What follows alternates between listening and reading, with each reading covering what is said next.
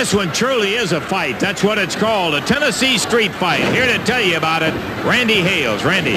Thank you, Lance. A lot of bad blood going into this match. Phil Hickerson and the spoiler with all the stuff about the Gilbert family and Tommy Rich. It's come to a head in this Tennessee street fight.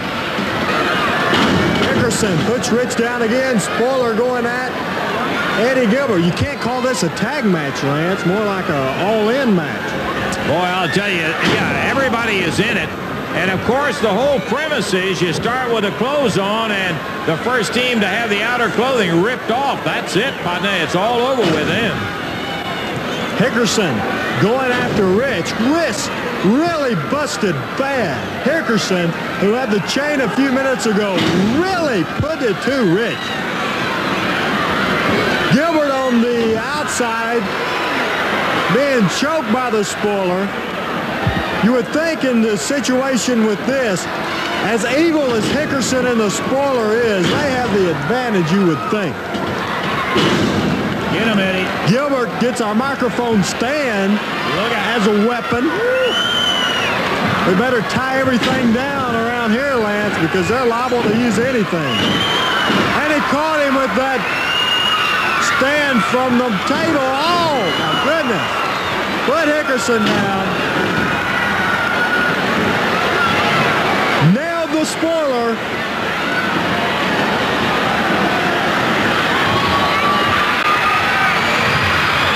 Hickerson coming up from behind and nailed him a good one.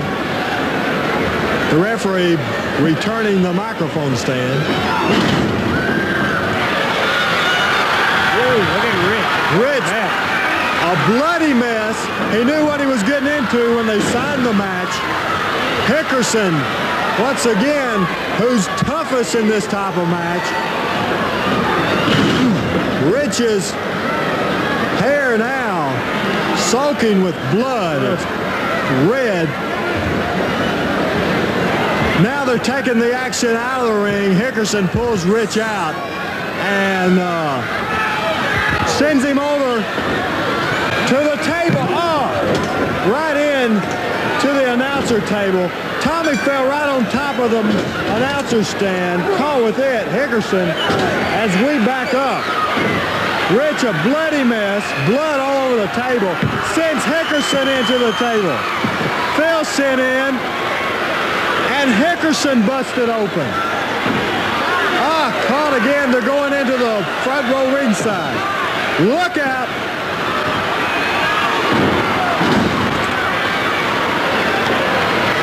Hickerson busted. Rich going after him. Gilbert drops on the spoiler.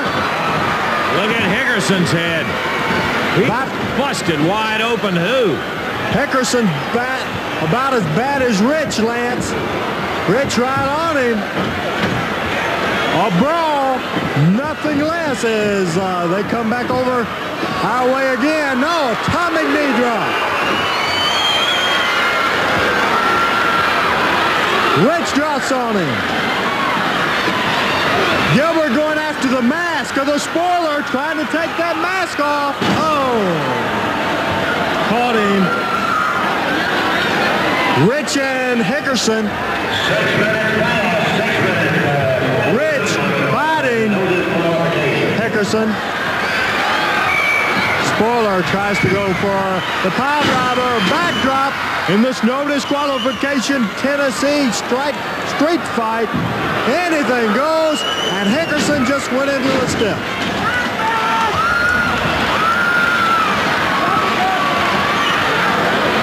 Rich and Hickerson returning to the ring.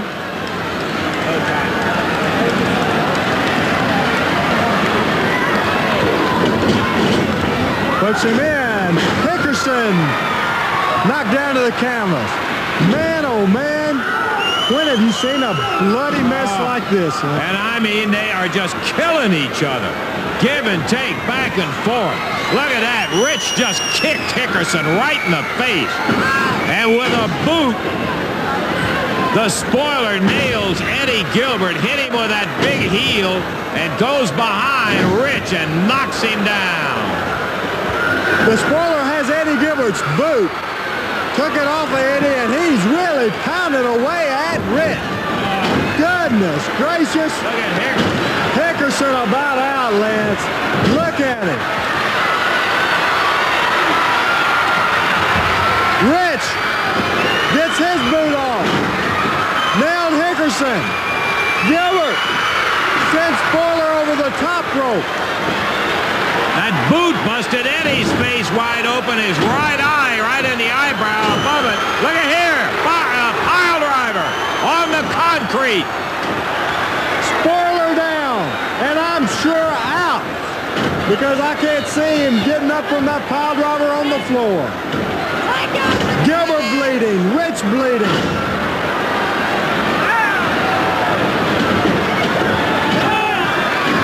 What is this, Lance? As Rich has put on a mask, Tommy Rich has put a mask. Gilbert, I saw him throw him something. He must have that mask loaded up with a piece of steel or something. Rich standing on the second rope in the corner, and here he is. Wham! Hickerson right down. 1, 2, 3. A victory! 8-28. A victory to Tommy Wildfire Rich. In this match at the Mid-South Coliseum in Memphis, we have two outstanding tag teams, the Rock and Roll Express, in another match against Randy Savage and his brother Lanny Poffo, and of course Angelo Poffo, 6033 in the corner. Well, that's right, 6033 for a very good reason, because Angelo Poffo there to instruct, according to Savage and Poffo, not obstruct. But you'll see that in the battle with the Rock and Roll Express, Savage and Poffo need every advantage they can get. Got 4 good athletes involved here in Morton and Gibson, Savage and Poffo. I take it for granted, maybe I shouldn't, that all wrestling fans know that Randy Savage and Lanny Poffo are brothers. Bam! Good right hand, Rick Morton. Ducked under that elbow and fired it right when he turned around.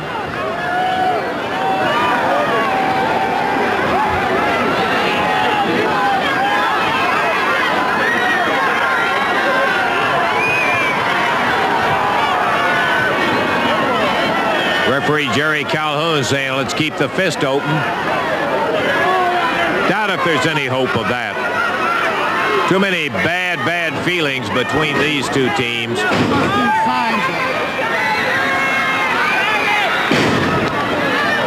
Randy Savage slamming Rick Morton down. And as Savage comes off the turnbuckle, Morton catches him, sunset flip. Roberts got him, but only for a 1 count, and there's a tag on Lanny Poffo.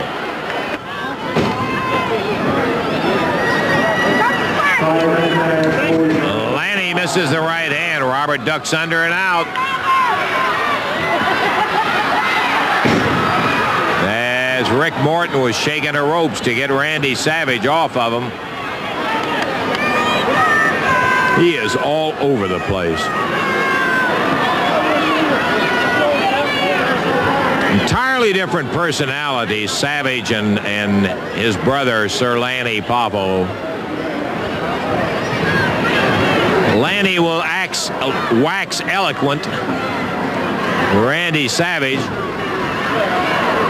will do some of the most bizarre things you've ever seen.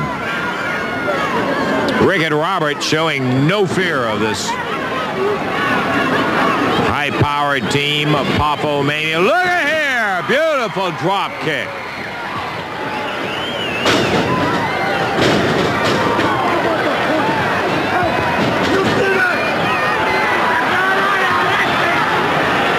Lanny Poffo hanging up. Tied up. Whoa, Rick almost got out from under that side headlock before Lanny had it clamped good. Front face lock, tag on Savage. And that's Savage, a whirlwind. Fires Ricky out. Now look out. Now look out. Down with both hands right on top of him. Yeah, he'll be back. Robert Gibson comes over. Beautifully executed move. Yeah. Angelo. It was beautifully executed. Rick Morton still down on his knees, and Lanny pops him with a foot. Robert Gibson, but from behind, Randy Savage being chased by Robert.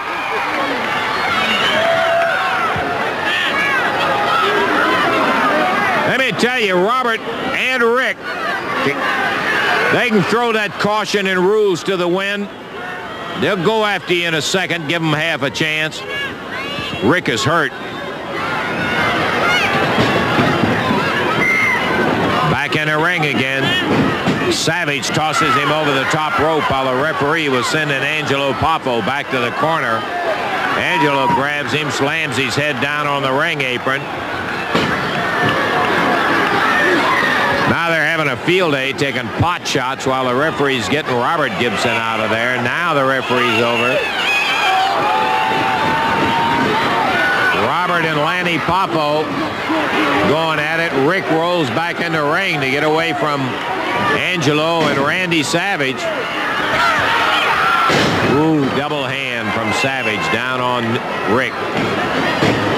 There's that front flip, and Lanny got a 2 count.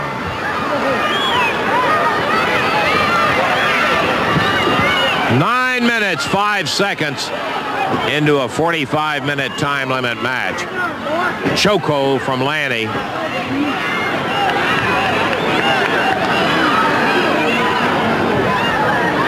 He has Rick's arm in a hammer. Oh, and as Rick leaped over him, Savage caught him with a big elbow.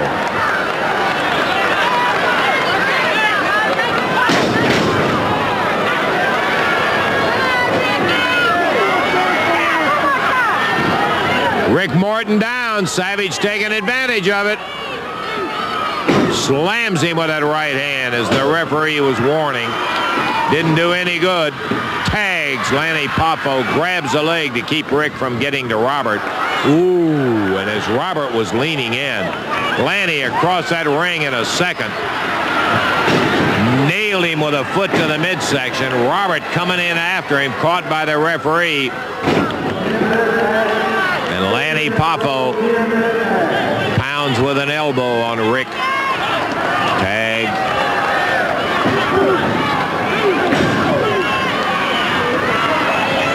And there goes Morton out on the floor.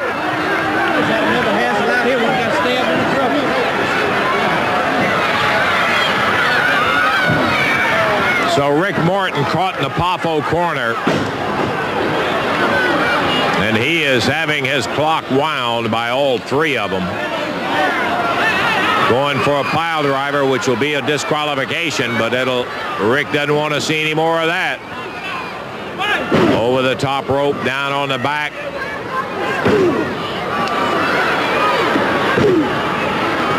Lanny ripping with a right. Rick trying to come back. Nails Lanny. And just before Morton got a good spring to get Robert's hand, he just barely grabbed a leg to keep him from getting over there. Savage around behind, grabs Robert Gibson, blasts him one. That's to keep the tag from being executed. Robert going after him.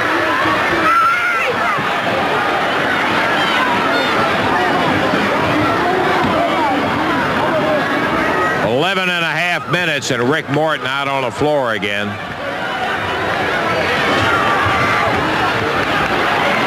Here comes Angelo. Ricky dumped over the table. Savage going after him.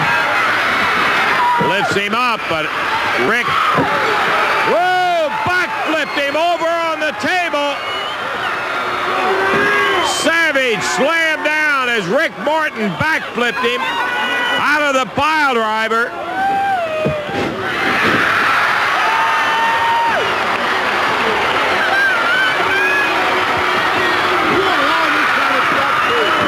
He was the one that was doing the pile driving in there.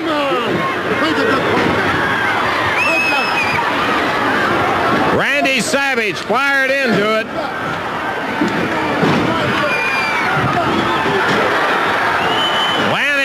Poffo. Oh, looks like we're getting all four of them involved here. Out on the floor goes Savage.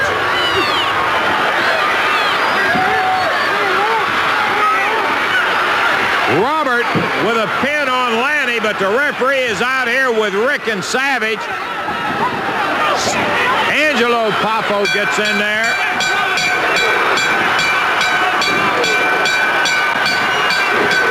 "13 minutes, 6 seconds. It's going to be a disqualification, and look at Rick Morton go on Angelo. Now the whole Poffo family was jumping on Rick, but Angelo comes out of there where Rick had been beating on him with a boot. Disqualification in 13:06. The winners will be Morton and Gibson. We go next to San Antonio, Texas, and Dory Funk Jr. is facing Dick Slater, and this match has some very interesting overtones. Well, not only was Dick Slater a great star in his own right, held the NWA World Tag Team Championship several times with Cowboy Bob Orton Jr., but Dick Slater's body language and mannerisms and style of wrestling emulated Dory Funk Jr.'s younger brother, Terry Funk, so it was almost like seeing brother versus brother when Dory Funk Jr. tackles Dick Slater. Welcome back, ladies and gentlemen, to Southwest Championship Wrestling. In the ring, the Southwest Heavyweight Champion, Dick Slater, going against Dory Funk Jr. Boy, this ought to tie your shoes, I'll guarantee you. Dory, I explained to you, is his father was the king of the Texas Death Match, and old Dory Sr., of course, was the former world heavyweight champion. Dickie Slater with a body slam on Dory Funk. Dory a little upset at the mishap of his younger brother, Terry, last week at the hands of Tully Blanchard and the now infamous Hammer. Big full body slam. Now Funk on Slater. These Funk boys, the Funk family, developed and are past masters at the spinning toe hold. And that'll just put your lights out for you. Oh, a little smooth move from Dickie Slater. Funk shows him how it's done. Dory Funk Jr., who has vowed to get even with Tully Blanchard. In case you missed it last week, right here on television, Tully Blanchard took a hammer, the claws of a hammer, to the side of the head and to the ear of Terry Funk. And we were very, very worried that Terry might be very seriously hurt. And if you just missed the opening of the show, Dory was telling me that Terry is having some problems with his equilibrium, and in fact the man is injured, just got out of the hospital. And the Funks are a very closely knit bunch, as most families are, and Brother Blanchard could be in for some real trouble from the Funks. Ooh, yeah. Atomic drop, I hope to shout. Dickie Slater on Dory Funk Jr. He go put him on the rack. 1, 2. Oh, Slater got out by hair of his chinny chin. Sitting side headlock. Funk on Slater. Now applying the pressure. And I guarantee you, Brother Funk can make you walk with your neck in a sling for a few days. Right now, working on the head bone and neck bone of Dick Slater, the Southwest Heavyweight Champion. Nick Bockwinkel here tonight. Nick's around the area a lot, man on Southwest Championship Wrestling. And was he surprised when he turned around this evening and stared Manny Fernandez right in the baby blues. And he got a little upset. I'll tell you, I didn't break out laughing, but I wanted to awful bad. Slater working to get out of the side head of Funk. Oh, yeah, skin a rabbit, Dickie. Pull him out. There you are. No. Does he miss? Yeah, that'll make you have to put a... Oh, yeah. You kidding me? That'll make you have to put a cushion on your potty chair, won't it, Dickie? Make you set funny, too. Big, full forearm lifter. Now tosses him in. Dory Funk Jr. with a forearm lift. shivers Slater's timbers. Hip drags him. Well, the hip tosses him. Although Slater looked to me like he was getting dragged, and at this moment the man is not in the most comfortable of positions.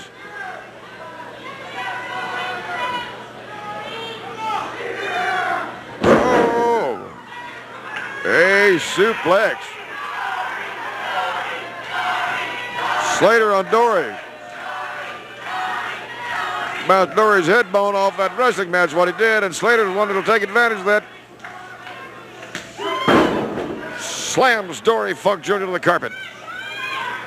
Hell Southwest Heavyweight Champion knee drops him. I don't believe Ken Patera. Did you see that man tonight? Unbelievable strength on a human being. Sidebreaker, Slater on Funk. Funk fails out. Slater going to elbow drop him. I mean, drives him home, as they say, into business. Slater now going for the kill. Funk, once again, he's out. Slater gets that very determined look on his face and pops Dory Jr. on the head bone. No, it's not legal, you're right. But then Slater's been known to bend and break him all the way to the rope. Forearm smash. Funk on Slater. Hangs him like a side of beef on the rope, top rope. Hip tosses him. Now an elbow drop. Funk pulls him up by the chin. And again a forearm lifter. Slater misses. Vision a little blurred. A forearm slam. 1, 2. Somehow Slater managed to kick out. Southwest Heavyweight Champion taking some punishment. There's another big forearm lift. Hip toss into the side edge. Slater says, hey, I can't stand any more of this. And he goes for the headlights of Dory Funk, rakes the eyes of Dory Funk Jr. Slater will do whatever it takes to win and try. He'll get by with it. Here's a pile driver. Or he's going to try to pile drive him. Oh, didn't work out. Dory Funk planted his feet like an old bull, heading for the D-horning post and wouldn't go. Slings him into the ropes. Slater down, with the Funk down. Big tackle. Slater on the Funk, knocks Slater out of the ring between the second and the top rope, all the way to the bottom floor. Here comes Tully Blanchard. He elbow drops Dory Funk. It was Terry Funk he was on last week. Now he's using his cowboy boots on Dory Funk Jr. Blanchard is in trouble. Elbow lift with a forearm lift. Dory Funk is sworn to get him. And he does. He bounces. He's beating him to death. Dory Funk Jr. on Tully Blanchard. Headbutt. Slater manages to get back in the ring. They're both going to work on Dory Funk Jr. Blanchard working on Dory Funk Jr. While Slater holds him, Blanchard does the damage. Now, they both body slam him. Both working him with their feet. Into the ring, Scott Casey gets Slater. Now they're both going after Casey, but Funk is up, and he's got his lunch hooks. Got his lunch hooks on Tully Blanchard. He's pounding on his head again. Meanwhile, Casey about to beat Slater to death. Dory Funk just knocks the total sense out of Tully Blanchard. Blanchard fleeing for his life. Rolls out underneath the bottom rope. Funk is not through. They're not through with Tully Blanchard. Now then, Scott Casey on Blanchard. Finally fleeing for their lives. Slater and Blanchard make for the dressing room. I couldn't believe Blanchard was silly enough to crawl in that ring with Dory Jr. As mad as this man is over his brother being injured. And Blanchard has got more guts than he's got sense. Guarantee you that Dory Funk Jr. slung him off that rope and hit a stand. We go from one of the classic scientific wrestlers of all time in Dory Funk Jr. to one of the bloodiest brawlers of all time, and we have a steel cage match with Tiger Jeet Singh against the one and only Original Sheik. This match, of course, takes place in Toronto, where the Sheik had ruled for years and years as the undefeated king of wrestling. But Tiger Jeet Singh, especially with the tremendous local Hindu population behind him, was determined to end the Sheik's reign of tyranny in Toronto. Inside of a cage. Inside of a cage. Well, there you have it, ladies and gentlemen. The Sheik versus Tiger Jeet Singh in a cage bout. This is the one that Canadian fans have been waiting for some time. And the winner is the wrestler who is able, under his own steam, to go through that gate and out onto the floor. And this is a dangerous bout because the official is outside and is not in any position to assist either wrestler by preventing certain moves. What a battle,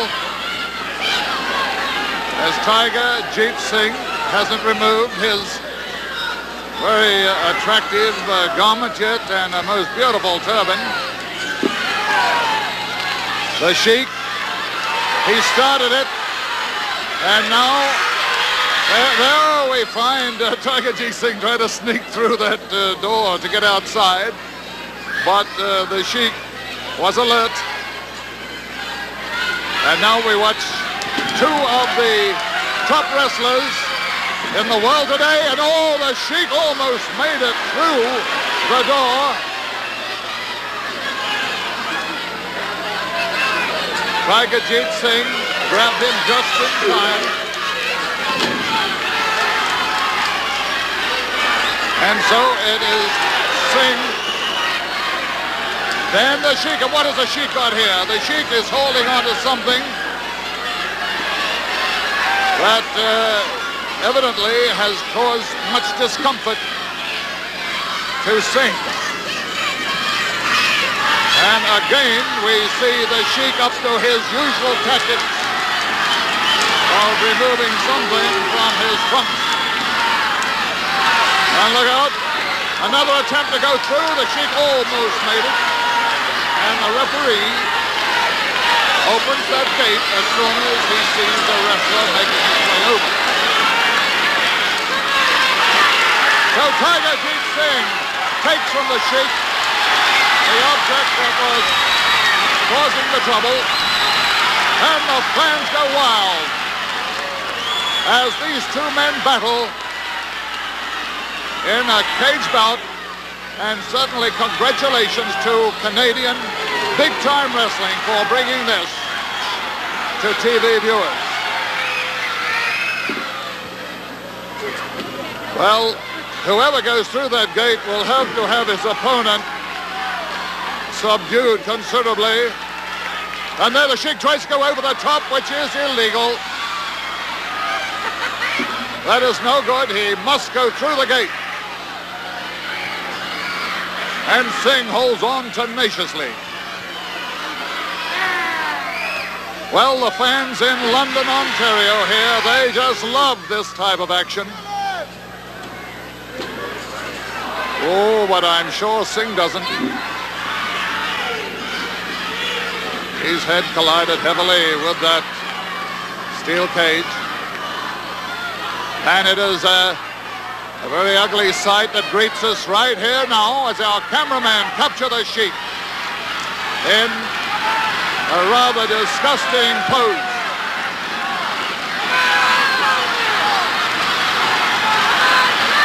Oh, Tiger comes back strong against the United States champion, and the Sheik is trying to go through, try to get through underneath, but Tiger Singh holds on strongly. The man who can get through and hit that floor will be declared the winner, and the Sheik is almost out. And what an ugly sight that represents.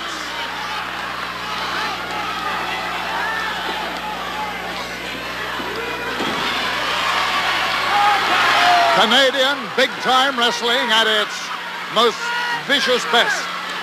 And the Sheik goes again, and he almost made the gate. And we have a lot of concerned fans here in this London arena London, Ontario, displaying much anguish. They thought the Sheik was going to go through, but there's a lot of fight left in Singh, and Singh is holding on to the Sheik.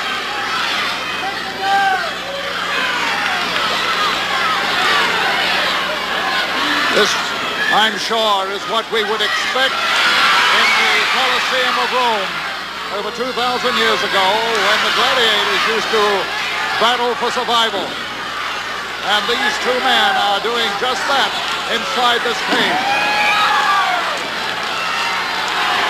Tiger Jeet Singh, he is groggy, staggers towards the gate, but is held firmly by the Sheik. Singh is almost out. The United States champion, the Sheik, holds on tenaciously as Singh is trying desperately to make the final yard. Hello, what have we got here? A very hungry Sheik, by the look of it. Should have fed this fellow before the bout. And oh, this time he almost knocked Singh through the gate.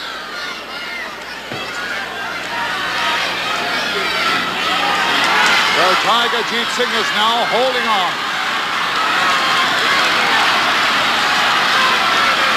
The fans yell, they yell for Tiger. A mighty roar of the fans as Singh does his best to throttle the Sheik.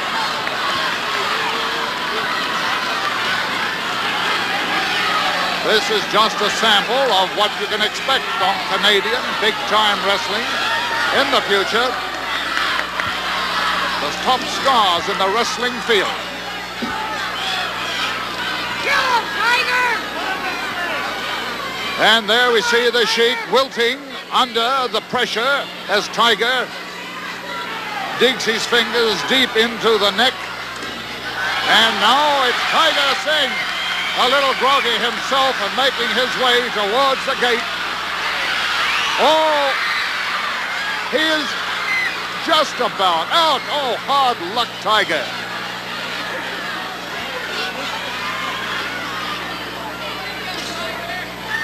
The Sheik almost lost as Singh, who had he been a little faster in going for the gate. And both men are a little groggy. Away the Sheik is knocked out. Tiger Jeet Singh knocked the Sheik clean through. Oh, bad luck, Tiger. The Sheik, who appeared to be on the road to defeat. And there we have the problem. The Sheik, a very fortunate winner, as Tiger Jeet Singh puts up quite a battle there at the door explaining the situation. And we have the fans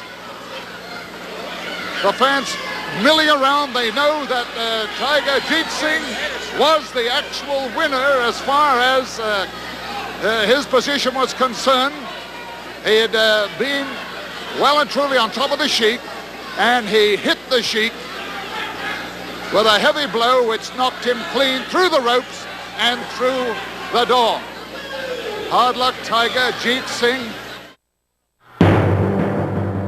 We go next to San Antonio, Texas. Eric Embry and Ken Timms, the Fabulous Blondes, at this point were the Southwest Tag Team Champions. And in this match, they take on Al Perez and the Raging Bull, Manny Fernandez. Well, Manny Fernandez, of course, a favorite of the Southwest fans, as Al Perez was fast becoming at this time.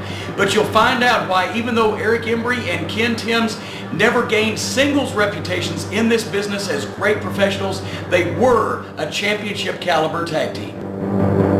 Ladies and gentlemen, we're ready to go with the Southwest Tag Team title match as the Fabulous Blondes defend their title against Al Perez and the Raging Bull Manny Fernandez. Oh boy, what a fight this ought to be. Eric Embry and Ken Timms, the champions. They got their nose way up in the air. They just know how great they are. They've been trained by the sheep herders and masterminded by John Boyd, Manny Fernandez, Al Perez. What can you say about them? They're tough. They've been really kicking some people around in the rings, and here they are going for the tag team titles. Manny Fernandez starts against Eric Embry. You're watching Southwest Championship Wrestling. Steve Stack at ringside. Coming to you from the Junction in San Antonio, Texas, where it's almost fiesta time. Another week.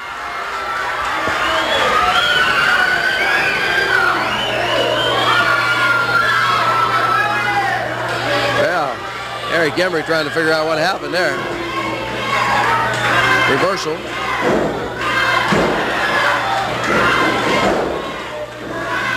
Eric Embry holds on that arm.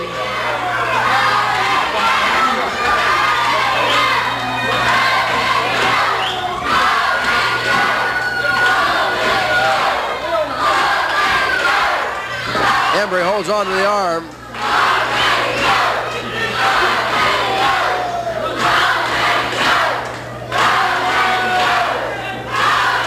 Crowd cheering for Manny Fernandez. Here comes Embry bouncing off the ropes. Oh, Fernandez high over the top. Embry catches him with an arm drag.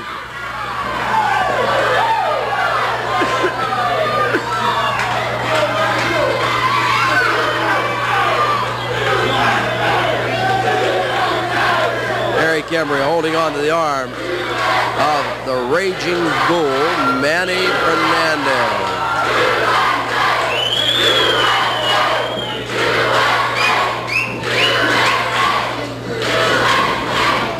Fernandez whipped into the turnbuckle. Oh, Embry black flip him as he caught him out of there. Now he arm drags him and holds on. Eric Embry holding on to the Raging Bull, Manny Fernandez.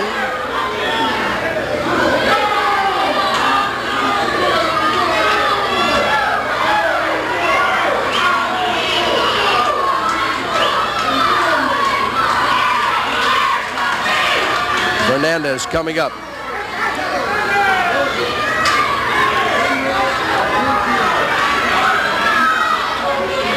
Embry.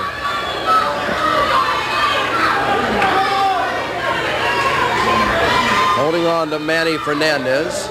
They back onto the ropes. It's Embry bouncing off the ropes over the top of Fernandez. He goes. Fernandez high in the air again. High in the air he goes again. And then a drop kick. A nice drop kick by the Raging Bull and a hip toss. Here comes Timms in. And Fernandez takes care of Embry. Timms decides, hey, I better stay out of here a minute. And Timms is complaining there was a little hair pulling. But it was all nice wrestling moves on the part of the Raging Bull, Manny Fernandez.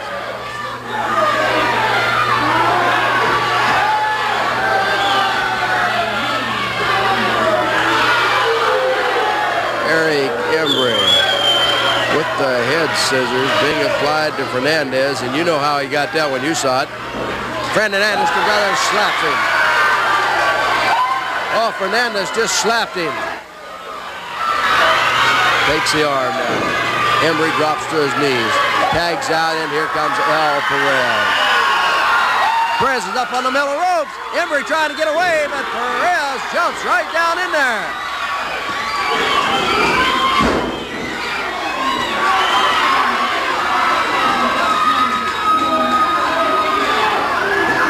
Al Perez holding on to the left arm of Eric Embry. And Timms has been unable to tag in for the Fabulous Blonde.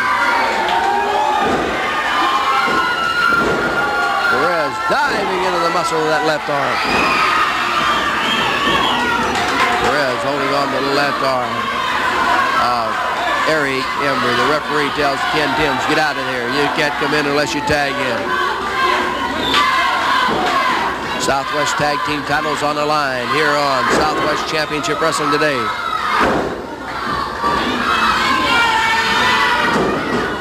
Perez reverses it. Embry off the middle rope. He turned around to try to dive with that cross body block and knock El Perez down and get the fall. But Perez wasn't where Embry thought he was, and Perez was out of the way. Embry hit the deck, and the fans are going crazy.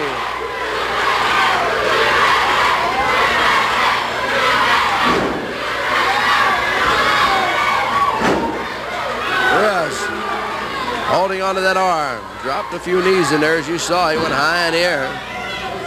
Punishing Eric Embry in the left arm. Embry has been unable to get over and tag out to Ken Timms, his tag team champion partner. Across the ring they come, and you saw Embry reach in there and snatch Perez slapping. But when he went for the big elbow, Perez was not there. And there's Perez coming up with the arm drag. Trying to strip those titles away and bring them to the People's Army, but they've got a tough task at hand. Over the top went Timms. He thought he was smart, but when he turned around, he got drop kicked and then an arm drag, and El Perez back in control.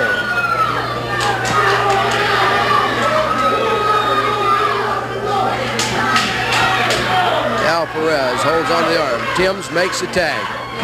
He whips Perez off. Over the top of Embry goes Perez. Oh, did Embry get high in the air? Big fist. Right to the forehead of El Perez, and he's down.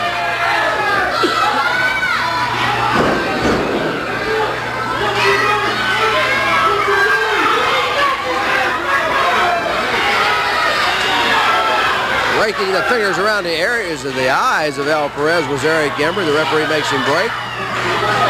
Embry and Timms going to try to do anything now. Backdrop. Both of them getting in front of El Perez and taking him high in the air. 1, 2 is the count on Perez.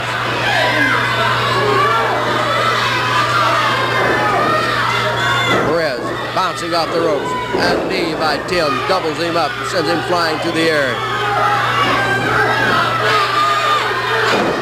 Timms with an elbow. Perez down for a count of 2. Timms thinks it should have been 3, and it was awful close.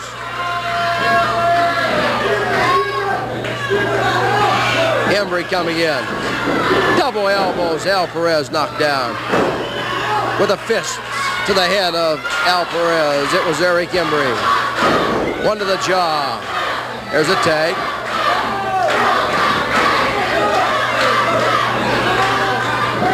Bear hug. And then an atomic drop. Oh, Timms picked him up in the bear hug and then quickly put him into that atomic drop, and El Perez is in bad shape. Fernandez reaches through the ropes and pulls him off. Fernandez coming in after Timms. He saved Perez that time.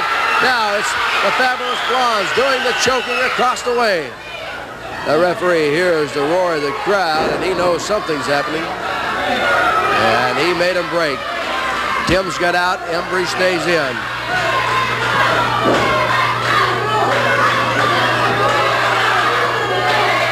Eric Embry. Forearm back, and then Perez coming up with a punch.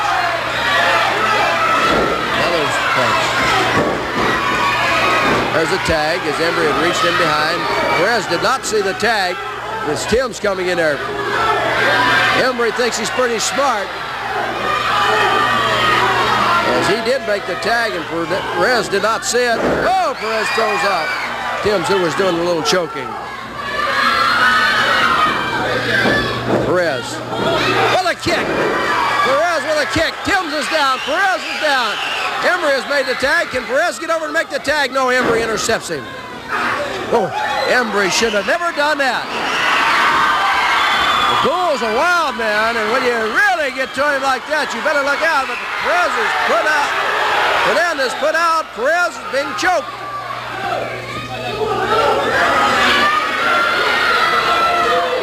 Embry with a fist right to the midsection of El Perez. Oh, Perez ducked that one. Drop kick, down goes Embry. He's close to the Bull. He better look out. The Bull owes him one. Eric Embry going for a pile driver. A pile driver. He's trying to get Perez up. He couldn't do it. Perez flips him over. Now Perez flipped him over. He makes the tag. In comes the Raging Bull, Manny Fernandez and Ken Timms, and they are laying some big ones. Timms bouncing off the rope. This to the top of the head. Manny Fernandez whipping. Timms back flips him off the rope. Manny dives in there with a headbutt. Oh, Ken Timms is down. Fernandez with an elbow. Knocks Timms down. He's got him covered up. Embry's in. Fernandez goes after Embry. Timms is being taken care of by Al Perez. It is... oh, they throw them together. Manny Fernandez goes after Embry. Embry goes outside the ring. He's running away. Embry is running out of the ring, and now he goes back in. Fernandez is right there. Oh! Manny Fernandez has knocked Ken Timms down. El Perez there on top. It's 1, 2, 3. It's 1, 2, 3, ladies and gentlemen. 1, 2, 3 as Eric Embry running away. Fernandez come in with a shoulder. He has knocked Ken Timms down. Perez come up on top. It was 1, 2, 3. And Manny Fernandez and El Perez are the new Southwest Tag Team Champions. The Blondes can't stand it. The Blondes can't stand it. There's Embry being thrown over the top rope. Perez is coming after Timms. Fernandez has the belt. Manny Fernandez with the belt. Embry's thrown out of the ring. Manny right to the top of the head. And Ken Timms is out cold. Fernandez takes the belt. He's out cold. Ah, he's going up on the rope again. Oh, here's the sheeper. Here's the sheeper. Oh, Fernandez falls across that top rope. He's hurt. Luke Williams is in there with that glove. Oh, to the top of the head of Al Perez. There's something in that glove. There's got to be. Now he's going after Manny Fernandez with that glove. These sheephunters are out for revenge. There's no doubt about that one. Fernandez in a bad way. Here comes the black glove. Here comes the black coal miner's glove. The black coal miner's glove is out. What's the sheepherder going to do with it? He's holding the arm of Fernandez. They're going to try to break Fernandez's arm. Here comes Bobby Jaggers with an axe handle. Jaggers is going after the sheepherders. Jaggers cleans out the ring. But boy, Manny Fernandez and Al Perez, who have just won the Southwest Tag Team titles, they don't have the belts because the sheepherders run to the dressing room with them, and they are in bad shape. The next match that we're going to is historical in nature. The World Heavyweight Championship changed hands very few times in the 70s, and this is one of them. It was a match where Harley Race captured the championship from Terry Funk in Toronto, Canada. February 6, 1977, the date, the Maple Leaf Gardens, the scene, and Dorian Terry Funk, who had been the only brother combination ever to hold the NWA World Heavyweight Championship, Terry Funk unseated by a former champion himself, Handsome Harley Race. Funk went into this match with a bad knee, and that would play a very important role in the closing moments of the contest. He reverses the hold on Race, and Race goes into the corner, catching his shoulder and falling to the mat. But the champion is a little groggy and is unable to take the opportunity. But he moves in and takes him up in a body slam, which ends up in a backbreaker on his knee. Falls on top of him. Unable to hold him past the 1 count. He moves right in again. There was a headbutt there. Both Harley Race is very dazed right now. The champion is moving in with the elbows to the neck and to the back. Harley Race is very groggy. He takes him in up into a pile drive. He drives his head into the mat. It looks like it could be all over here. Counts him down, but he throws him off. Amazing. This man was able to take that pile drive and still be able to get up on his feet. Takes him to a backdrop. Yeah. Sam, how is this man able to take all this punishment? Well, he's got a lot of stamina. He has a lot of stamina.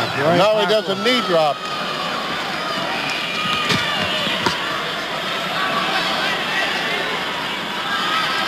It just proves one thing, that these men are in good condition, because they wouldn't be able to take all this abuse. The catch of Harley Rakes again, across the chin again and again. Harley Rakes is groggy.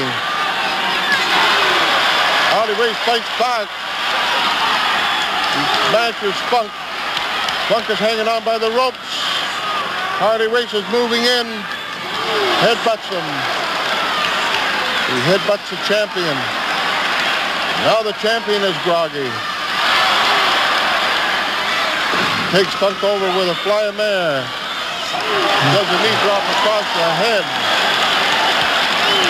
of Terry Funk. Terry Funk is laid out on the mat. He's moving on top of the champion, but didn't get beyond the 1 count. Atkins is watching this go very closely.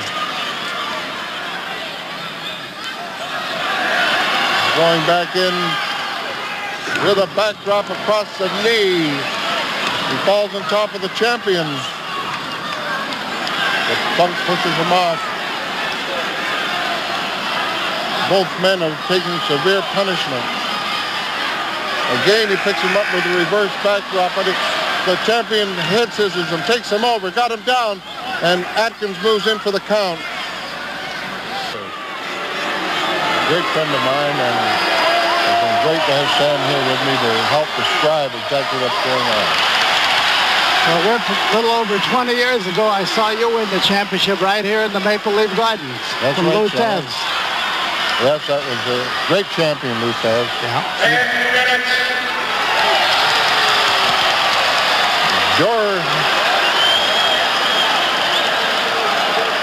Terry Funk has been thrown out of the ring. And I'd like you to know there's a 10 count here in Toronto. When a man goes out of the ring, there's a 10 count for him to get back into the ring and wrestle.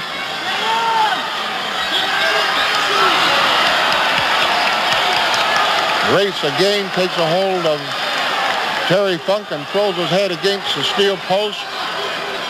Very groggy. The referee's counting. Harley Race takes him over, fly-a-mare. Knee drop to the head by Harley Race. Now he's climbing on top of the rope. Fred Atkins walking in the count. What the slam! Did you see that, ladies and gentlemen? He picked him off, the champion picked him right off the top rope, took Harley Race and just picked him up and body slammed him down to the mat, right from the very top rope. He moves in now with a knee drop across the inner part of the leg. Working again on the leg. This is the name of the game. You take a hold of your opponent and you work on one part of his body and weaken him until the point where you can move in and for the kill. And that's exactly what he's trying to do. He's working on that leg again. Step over toe hold. That's the hold that won the title for Dory Funk Jr. over Gene Koniski in 1959, I believe.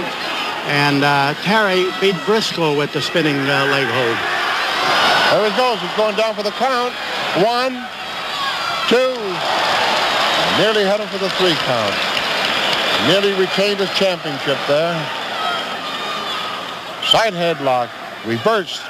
Back into the leg again. Like I was saying, ladies and gentlemen, work on the hold. Wear your opponent down. And that's the name of the game. And he's working away on this leg hold. Harley Race kicks the champion off. Terry Funk moves in again with a side headlock.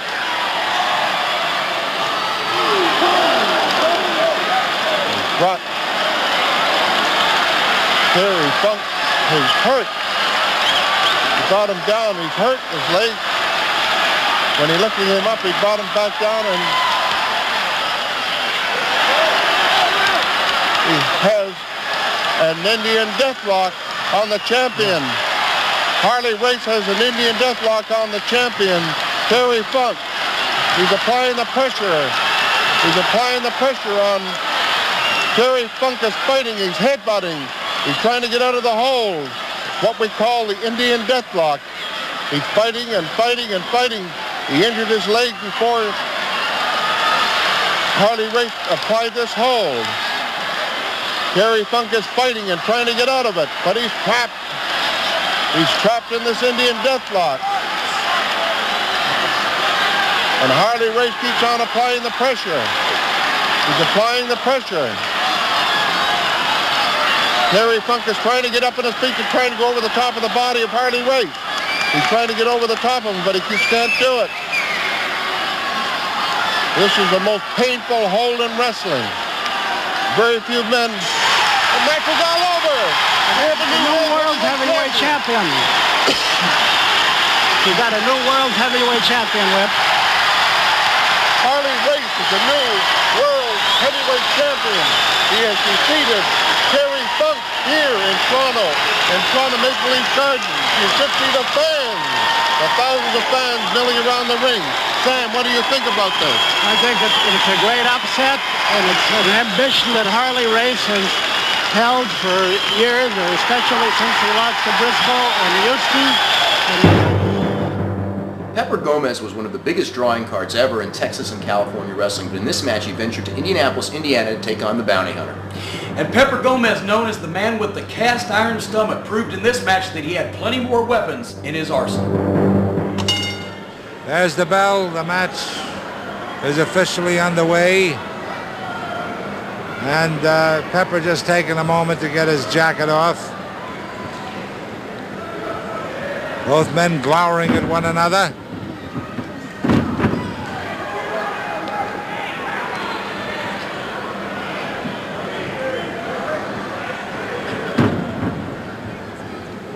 The Bounty Hunter has Pepper against the ropes, throwing punches. Pepper makes a quick comeback. And Bounty Hunter getting out in a hurry, but Pepper pulls him into the ring.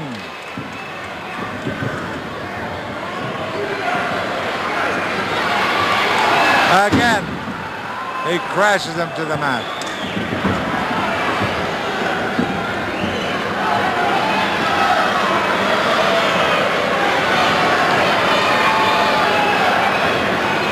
The Bounty Hunter taking his time about getting back in. Now he's in. Pepper going right after him. An arm drag brings the Bounty Hunter to the mat.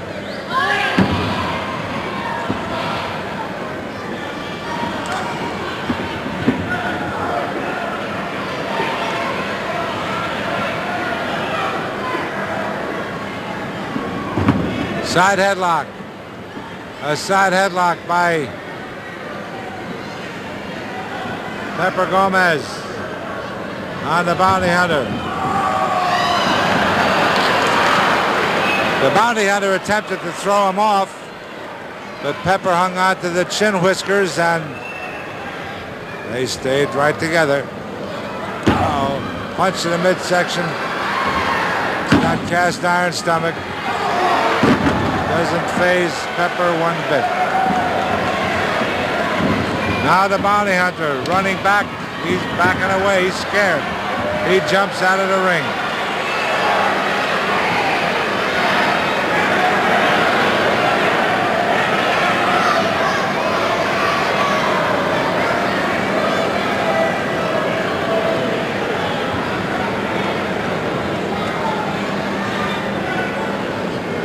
We have a tremendous audience here in our vast arena. Only on All-Star Championship Wrestling on TV you see such great stars as Wilbur Snyder, Dominic DeNucci, Pepper Gomez, Dick the Bruiser, the one and only Dick the Bruiser, Yukon Moose Cholak, and such stars as the Valiant Brothers, very rough, but they're tough. The Strangler, Chief Bold Eagle, And Spike Huber, a protege of Pepper Gomez, who's in the ring right now.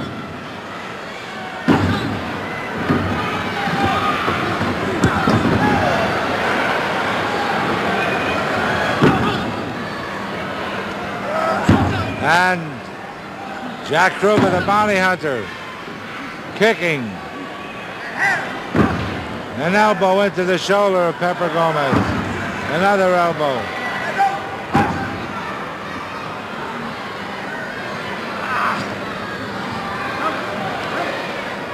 Pepper Gomez is in trouble as the bounty hunter works him over.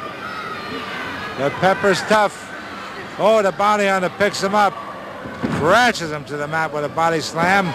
And watch this, the bounty hunter climbs the rope to jump on Pepper, but Pepper catches him, throws him to the mat.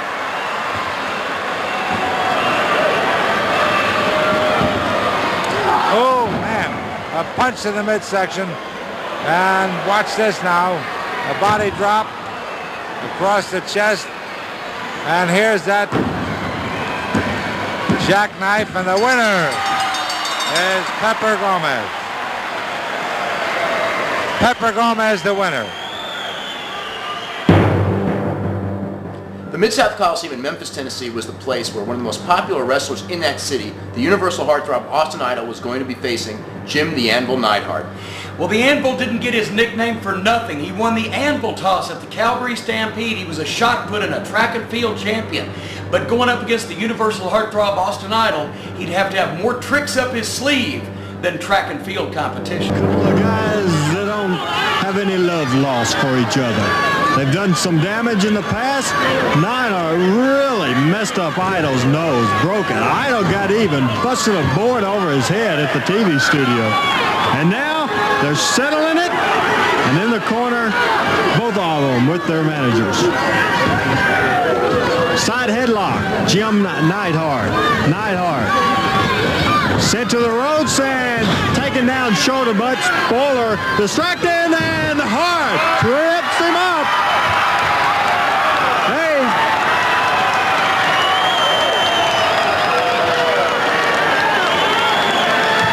I liked your comment earlier on the interview, Lance. You told Idol that if he wanted someone to help him win the match, he couldn't find anybody better than the head of the family.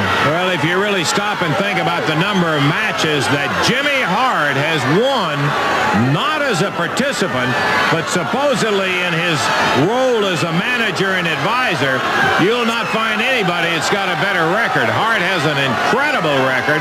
He breaks the rules, makes no bones about it to himself. He knows what it takes, and boy, he can do the same thing for Idol. Hart back in the ring to get away. Idol and Hart side by side in this encounter, and Spoiler arguing with the referee. Neidhart in a rage as he comes back and still going after Hart. Now you see, he's doing exactly what Hart has always been a master at. He has got Neidhart's mind on Hart, not on Austin Idol, and Idol can just knock his brains out in one of these moments when he's paying attention to Hart. Big backdrop in the center of the ring, and Idol going after Neidhart, but the Spoiler has Hart's weapon. 7 minutes, 30 seconds into this action, and Idol fires Neidhart. Caught him and Idol down. Hart was caught. Neidhart turning things around.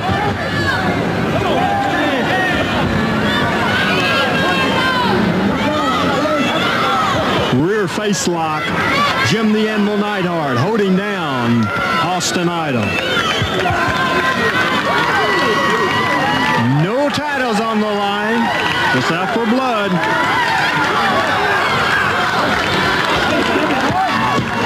Referee Jerry Calhoun making sure that it's legal. Hart trying to find the cane. Crowd trying to tell Jimmy where it is. Don't count Hart out though. Hey, we've never seen him when he just had one trick up his sleeve. Neidhart up and slams him to the canvas. Goes for a pin. 1, 2, and a count of 2's all he could get. Idol shaking. Idol still not up to 110%. He was pounded a couple of weeks ago by Neidhart. Count of 2 again. Oh, very close again. Neidhart over to the ropes, and he better not get too close to the spoiler.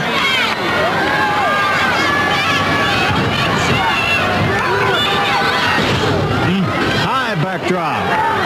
Once again, he goes for it. 1, 2, Idol on the ropes. Puts his foot over. Spoiler knocked it off, but it was too late.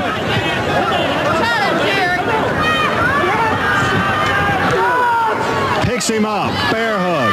This powerful guy, Jim Neidhart. So huge. So powerful. Hart yelling encouragement. He can get you fired up. And he can distract you so much. And if he can distract Neidhart, Idol may get a chance to get a little breather. Approaching 10 minutes. Jim Neidhart still with the bear hug applied to Austin Idol.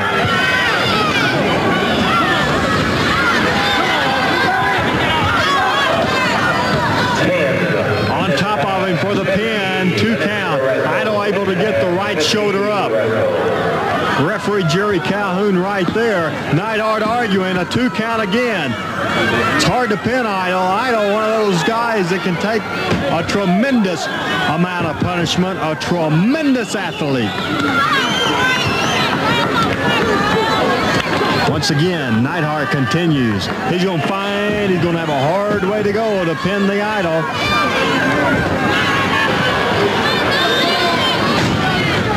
Now, going to town. 14 minutes, approaching 14.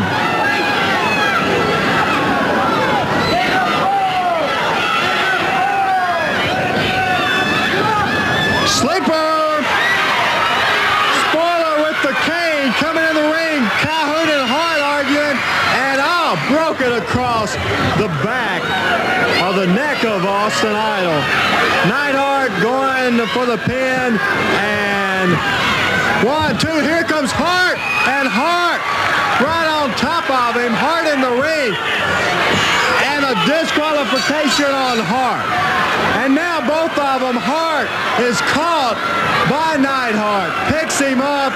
Oh, Hart, there's no way he can combat both of them, and Neidhart going to work on Jimmy Hart, but Idol helping him out.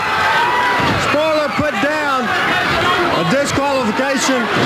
Neidhart wins by disqualification. Hart, what does he have, Lance? I can't tell. A belt, and he's laying away. Clears the ring. Oh my goodness. We've seen Hart like this before. Just before the Junkyard Dog became an international superstar wrestling in the World Wrestling Federation, he was the biggest drawing card in Mid-South Wrestling, and one of his biggest rivals was Hacksaw Butch Reed.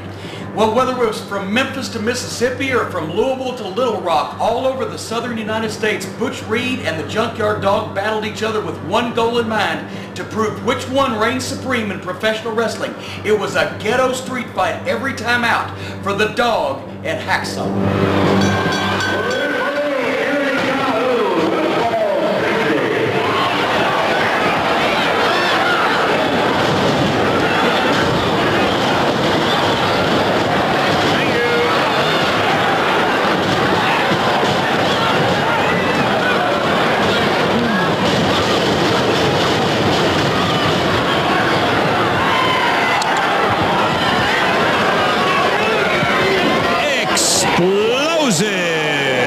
By golly, we got a ringside seat for a whale of a fight.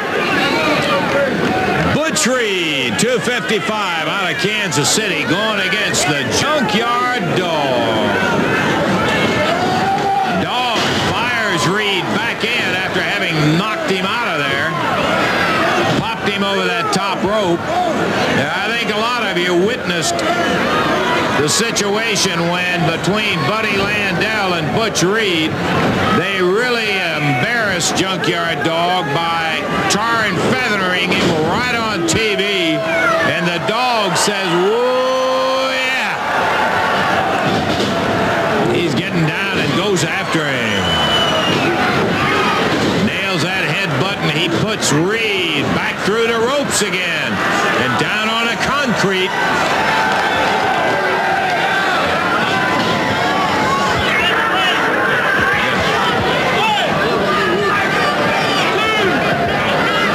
Butch Reed on the concrete as the dog sitting in there waiting on him, my friend, I'll tell you that. He has got some kind of hatred stored up in him for Butch Reed. Grabs him at that top rope, snaps his head down, and Reed down on the ring apron.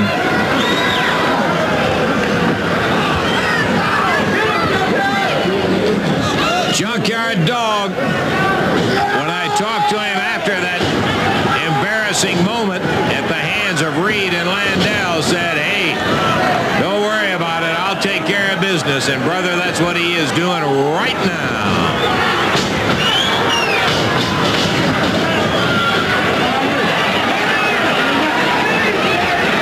Junkyard Dog saying to the referee, Jerry Calhoun, stay off my back. I need some of this guy.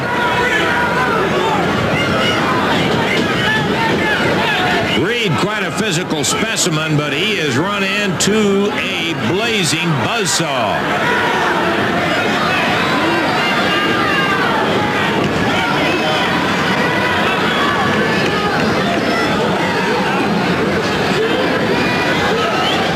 Butch Reed back on his feet.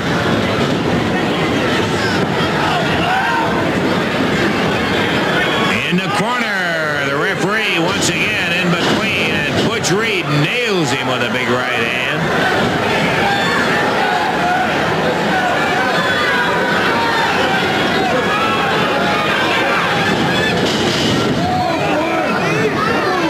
Now Reed is feeling what he wanted to feel. The opportunity. Oh, look out. We're going to say the opportunity to pour it to Junkyard Dog, but look at the dog battle his way back. He's taking it and firing. Boom. Exchanging right hands into the ropes. A double clothesline. They both had the same idea. Using the slingshot effect of the rope, both of them were coming off. Double clothesline, and the referee's at 6, 7. And they're both on the knees, and the referee stops the count as Butch Reed scores first with a right hand, and then Junkyard back at him.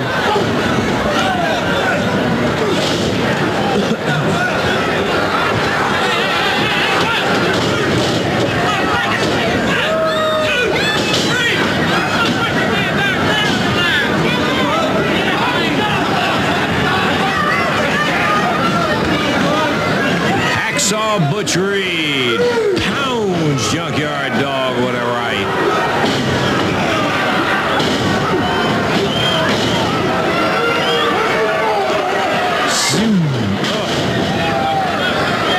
And the dog is down on his back. Ooh, yeah, here comes the Junkyard Dog. He's feeling it, determined. Maybe a last effort with Reed. He's been applying that pressure over the last several minutes. Double hands him right to the midsection. Rips him across the eyes, and Junkyard Dog is out of it for a minute. But Reed right back with a front face lock.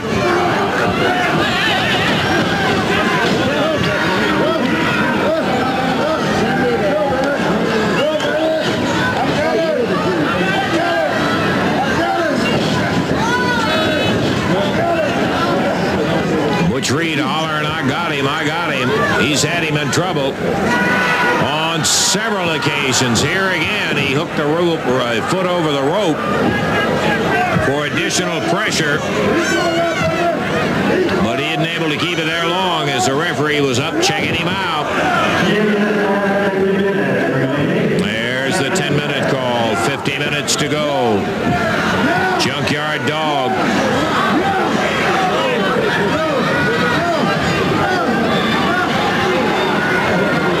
Reed can feel the momentum building in Junkyard Dog, hanging on to that front face lock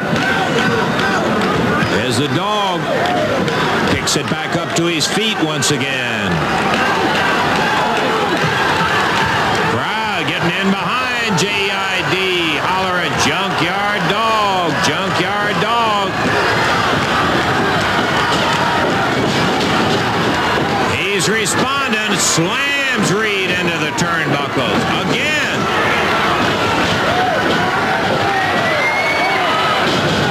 And drops him down on a knee, right on the spine.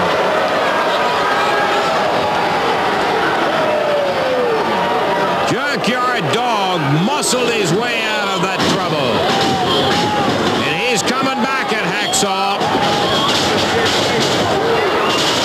Here's a close line that puts him on the deck.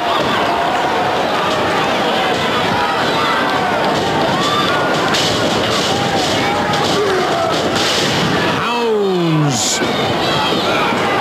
Butch Reed to the canvas, and Junkyard Dog all over him now. In the air, big body slam. Power slam at that. 1, 2, he got him. The winner, the Junkyard Dog. In 1984, Rick Rude was getting his first professional break. He was wrestling in Memphis, Tennessee, and this is an example of seeing Rick Rude in action. Rick Rude and his criminal cohorts prepare to do dastardly deeds to a quartet of competitors. Now, wait a minute.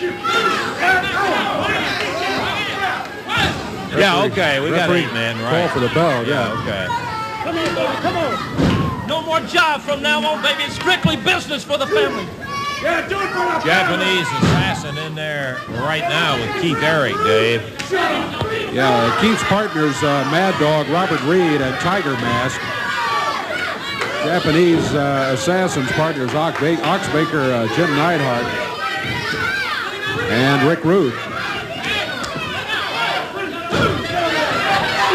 Rick Rude stepping in there against Keith Eric. They've got Eric back in the corner, and about all 4 of them pounding on him. We're sitting too close. I don't want to say it too loud, but that Rude does look funny. Yes, he does. He'll never replace Angel. No. Look at the 3 Stooges over there. Mad Dog, Reed, and who? And look at that right there, Tiger Mask. Why don't y'all boys jump in the ring and get your feet wet? What's wrong? Are they got super glue on their boots? Is that it, Russell? As a tag, Mad Dog coming in the ring now, Jim. Mad Dog, all right. He just embarrassed 50,000 people out there. Look at him right there. Big old Mad Dog. Look at him. Eating his way to superstardom, Mad Dog. Come on, baby. There you go, Ox. Look at him. You know, he looks like a midget beside an Ox Baker. Look at him. Come on, baby. Come on. There you go. Beautiful, Rick. Come on, baby. There you go. Tag out. There you go. Tag somebody. Whoa. Here comes Tiger Mask. Oh, boy. Here comes Tiger Mask. Come on, Rick. Come on, Rick. And up goes Tiger Mask. Woo. Neidhart takes the tag. You see a little difference in the family, don't you, Russell, huh? I notice they're very aggressive, Jimmy. I would have to say. That means who stays and who goes from now on, baby. We're starting to do some cutting around here. This is going to be like a football team from now on, baby. You're going to pay your dues. Robert Reed coming back in. He took the tag and faces Neidhart. Here comes the Ox. From the Jerry Lawler School of Wrestling, Big Robert Reed. He has yet to win his first match. Beautiful, baby, beautiful. Ox Baker slams him down, tags the Japanese assassin. Get a shot of those guys leaning on the rope over there. Can you get me a close-up? We can see him in the background, Jimmy. The guy's nowhere near him in the corner. Ariel. Tag back on Keith Eric. Beautiful, beautiful. Look at the newest member of the family. What do you think about him, Russell? Yeah, where'd you dig him up? You always adding somebody. Maybe I have an office here in Memphis, Tennessee, and let me tell you something, baby, the phone rings off the wall because everybody wants to come here and everybody wants to be in the first family of wrestling. Power slam from the anvil, Jim Knight. Ah, he broke the count, Dave. Rick Rude in the battle, Keith Eric. First neck breaker. Rude's got a 1, 2, 3, and that's going to be it. It's a little too late, boys. A little too late. All right. Time on it was 3 minutes, 18 seconds, and the first family gets the win. Jim Neidhart, Rick Rude, the Japanese assassin, and Ox Baker. 2 years before he was in the main event at WrestleMania, King Kong Bundy was in Memphis, and of course, his #1 rival was Jerry the King Lawler. Well, in this match, Jerry Lawler is going to prove the old adage, the bigger they are, the harder they fall, but the littler they are, the further they fly. The 450-pound King Kong Bundy against the King of Memphis, Jerry Lawler.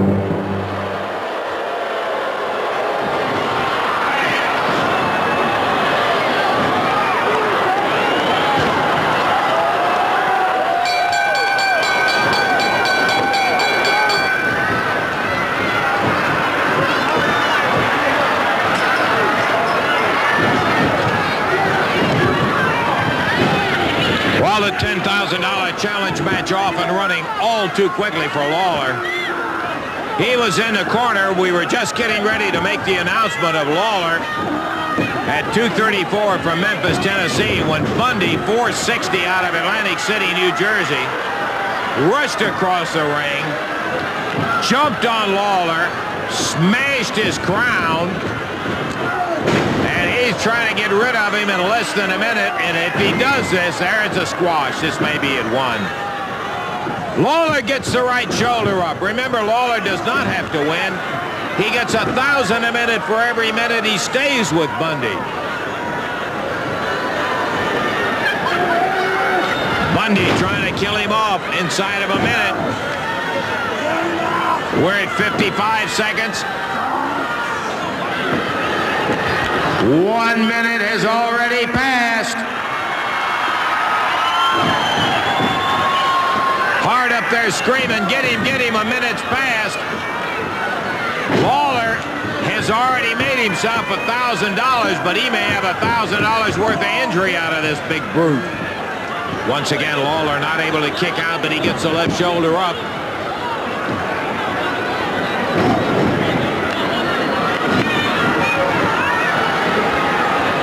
King Kong Bundy, 460. Pounding Lawler around the ring. Down goes Lawler. Bundy. And Lawler gets to the floor. Smart move. Lawler stalling, killing time. Bundy going out after him. 2 minutes past. 2 minutes already passed. That's $2,000. $2,000. Jimmy Hart having a hemorrhage. Lawler rolled back in the ring by Bundy. Oh, there's an elbow. When I tell you a big elbow, friend, that's the biggest elbow you'll ever see. Lawler gets the left shoulder up. Bundy crunching that.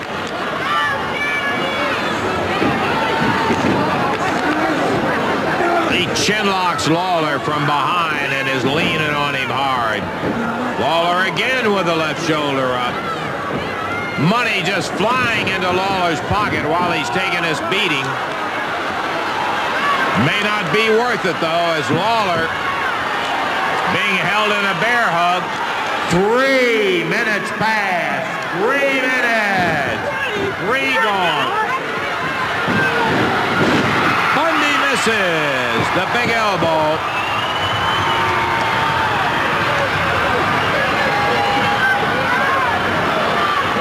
Bundy trying to revenge a loss that he had to Lawler when he was in line for a world title shot.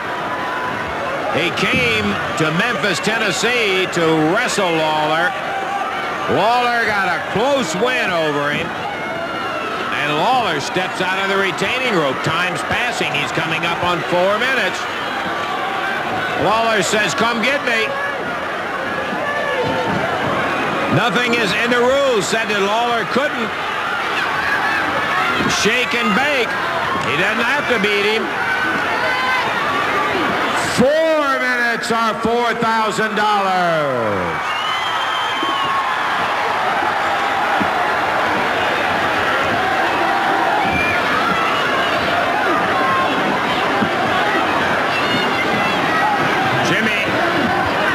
Jimmy Hart having a fit around here.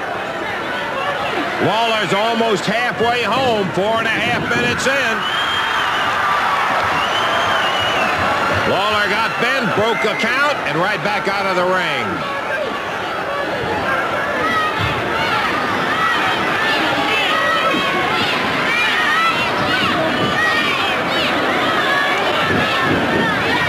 And Lawler does it again. He got away.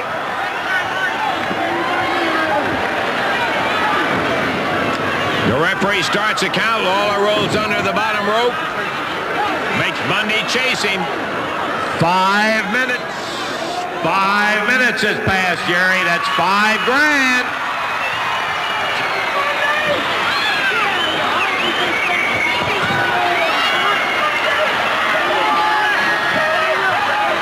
Lawler killing time in Bundy's pocketbook going dry. Lawler caught outside the ring. Bundy pounded on him. Bundy with Lawler back in the ring.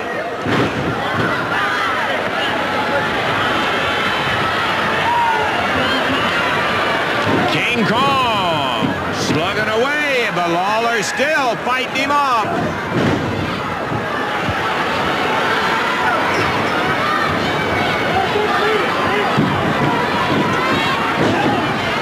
Lawler slammed into the top turnbuckle. 6 minutes past. 6 minutes.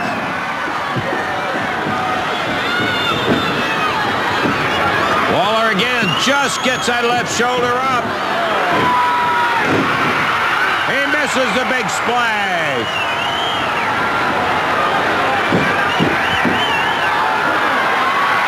Lawler pops the strap.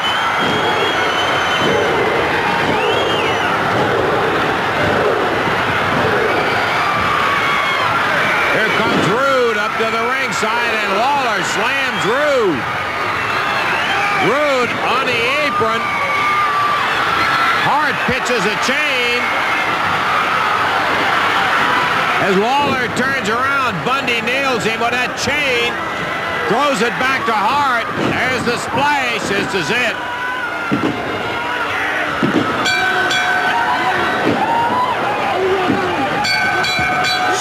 Minutes, 57 seconds, 6:57. And the winner is King Kong Bundy, 6:57. Lawler pinned in 6:57. Two of the all-time veteran legends of pro wrestling are Terry Funk and Mark Lewin, and here we see them hook up in Detroit, Michigan. This is a very rare television studio match from the late 70s of the turbulent Texan Terry Funk and Mark Lewin, one-on-one. There's been a lot of bad blood between these two guys. The referee calls for the bell. We're going to see it. Mark Lewin against Terry Funk. Main event action here on professional big-time wrestling. Into the referee hole, turns him around, looked out the fist. Oh, he let him off the ropes. Terry Funk did a move I didn't anticipate. He didn't hit him, he let him off the ropes, Terry. This is unreal. I've never seen anything like this before. Terry Funk is scheduled to wrestle our next match, and here he comes in. Lewin and him have got something going on between them, I'll tell you that.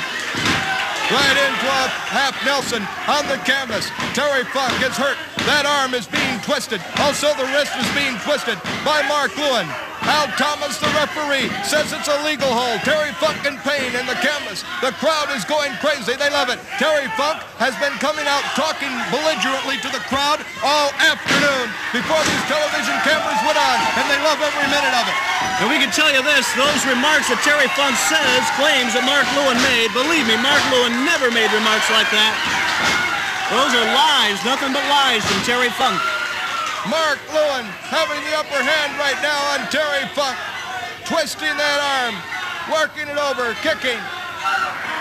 And a chop across the throat. Mark Lewin hangs on to that arm. He twists the arm again, down on one knee. Headbutt by Funk. Well, if it's action Terry Funk wants, he'll get action times 10. It'll be a war in there with Mark Lewin. He's ready. Look at him. He's ready. Terry Funk gave a headbutt, knocked him out just about. I'm certainly sure that he saw stars, went to the canvas for a while, up again, the arm and the wrist, fully extended, pain. Now across the eyes of Mark Lewin, Terry Funk. Bitterness between these two opponents. Beautiful takedown. Beautiful move by Mark Lewin. He's ready for it, Terry Sullivan. And you're getting a look right now, fans, at the two top contenders for the United States Heavyweight Championship, not to mention the world title. Oh, beautiful boot right to the underneath the armpits of Terry Funk. Working on that arm. Oh, he's in pain. Puts the knee to the back. Look at the determination on the face of Mark Lewin. He wants to get this thing over with once and for all. Uh-oh, they're coming out. Coming out of the ring. Now they go back inside. Mark Lewin, certainly the aggressor in this event so far. Twists the wrist right now of Terry Funk. Whether Terry Funk wants to fight in or out of the ring or out in the street, I'm sure it makes no difference to Mark Lewin. He'll follow him anywhere for a fight. Isn't this amazing to see these two wrestlers going at it? Absolutely unbelievable, Terry. Never thought we'd see this. But Terry Funk has just come on, and there's a change just come over him. Ladies and gentlemen, we can assure you that this particular event was not contracted for. Terry Funk is in that ring against Mark Lewin with no contract signed. Anything could happen in there, and really, with the National Wrestling Alliance, Terry, they are not protected against injury at this moment. That's right. I'm surprised the referee let it go, but he did, and what the heck, we're not going to argue with him, because with what the action we're seeing. No contracts have been signed, no money put up, no insurance, no nothing. These two are in violation of the National Wrestling Alliance in that when two contestants get into that ring, they must have a contract. They do not have a contract. This is bitterness, ladies and gentlemen, on professional big-time wrestling. You said it earlier, Chuck, main event action on television today. Because anywhere across the world, Mark Lewin and Terry Funk. Excuse me, Terry, but that was a punch right to the jaw by Mark Lewin. Anywhere you want to go across the world, these two would be in a main event. Anywhere. Uh-oh. Rolls him out on the floor. Whoa. Boy, we're in the middle of a cage, Terry, and with these two, this cage might be coming down anytime. Puts the foot on the head of Mark Lewin. Terry Funk standing out on the apron. And the fans are coming alive, chanting for Mark Lewin. Go, Mark, go. Oh, they're fighting outside the ring. The referee's calling stop. Ring the bell. It's all over. It's all over. Now the chair is broken in the studio, ladies and gentlemen. Terry Funk and Mark Lewin fighting outside. The vote is all over. They've been counted outside of the ring. There will be no decision in this particular event, Terry. This is dangerous now, Chuck. This is dangerous. Look at him in that piece of broken chair. Mark Lewin puts the chair to the forehead of Terry Funk here on professional big-time wrestling. No decision in this event. The referee counted 10. They were outside of the ring. The bell was sounded. It's all over. Oh, he puts that board right into the forehead. And we're giving the people what they want to see right now. This is what the people want. Mark Lewin and Terry Funk. Terry Funk is hurt. He's been hurt with that stick right into the middle of the forehead. Look out. Oh, into the sleeper hold by Mark Lewin. Sleeper hold on Terry Funk, ladies and gentlemen. This could be it for Terry Funk. He's wilting. He's wilting. Look at him down on his knees now. He's going under with the sleeper hold. But wait a minute. Here comes Walter Johnson. Walter Johnson comes into the ring, ladies and gentlemen. And he's using a blackjack on the head of Mark Lewin. Oh, what a brutal punch by Walter Johnson with that blackjack. Oh, ladies and gentlemen, we have completely lost a semblance of order on professional big-time wrestling. Oh, Terry Funk is bleeding. He's picking up another chair. The fan won't let him have it. Mark Lewin is out on the floor in the canvas. And now Terry breaks another chair. Walter Johnson is in the ring. He took the blackjack and put on the head of Mark Lewin. Mark Lewin is out cold. This is dangerous. Walter Johnson and Terry Funk both in the ring against Mark Lewin. He's out cold. Look at this. Can you believe that Terry Funk would stoop so low as to do this to a man who is unconscious or very, very near to unconscious? Look at him. I can't believe that Terry Funk would do this. Ladies and gentlemen, the action that has occurred here on professional big-time wrestling. Of my 12 years of commentating pro wrestling, I've never seen anything like this before. Walter Johnson is standing there just like a vulture. Look at him. The enforcer. Particularly with the caliber, Terry, of these three individuals, Walter Johnson, Mark Lewin, and Terry Funk. Look what's happening here. This is just totally uncalled for. It's brutality. Mark Lewin has come around a little bit. At least his eyes are open, but I'm sure he doesn't know where he is now. And there's Walter Johnson with that object again. I don't know what it is. Ladies and gentlemen, Mark Lewin is at the mercy right now of Terry Funk and One of the youngest world heavyweight champions of all time was Tommy Rich, and this is a match of Tommy Rich against Masao Ito. Well, Tommy Rich, a native of Hendersonville, Tennessee, in the Memphis territory, had the hometown advantage when he took on the Japanese martial arts ace Masao Ito. Watch out for Ito's karate kick to the throat. Rich now in a side headlock with a mare to the canvas on Ito.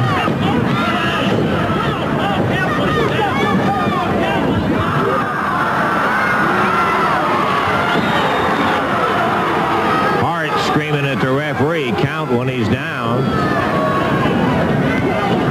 Whoa, man, Ito really rattled him with one. Tommy coming right back after it.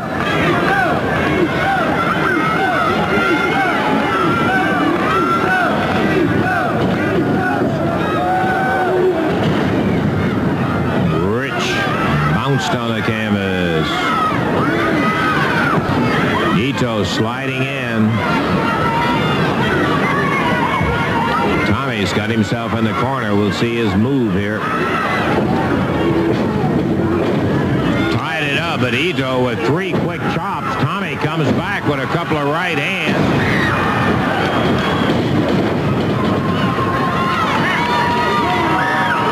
And around behind.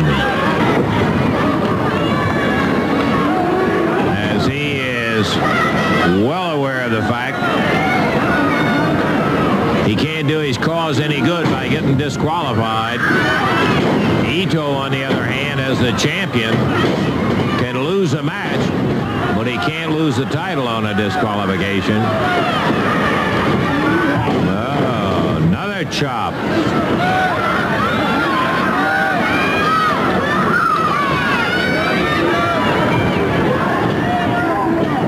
Tommy slipped around behind into the ropes, and Ito holds on. But look at Tommy. Nice.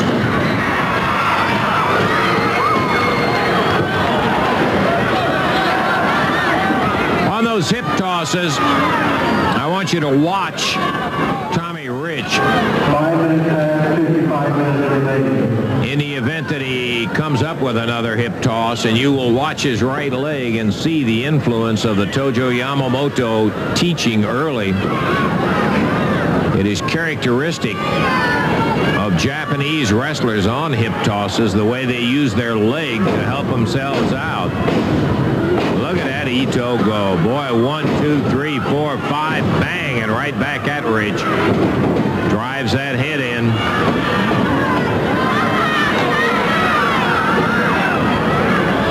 Ito will catch you in so many different directions with those chops and jabs.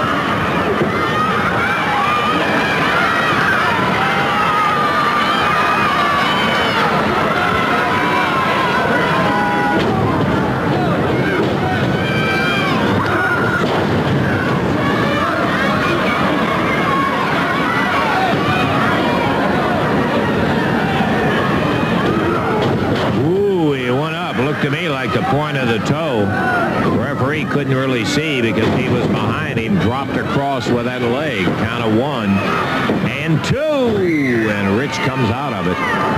Hart is hollering, "Can't you count?" As Jimmy was complaining about the slow count from referee Ball Morton, he thought his champion should have wrapped it up right there. Ito ripping across the face of Wildfire Tommy Rich. Tojo Yamamoto out of his chair now.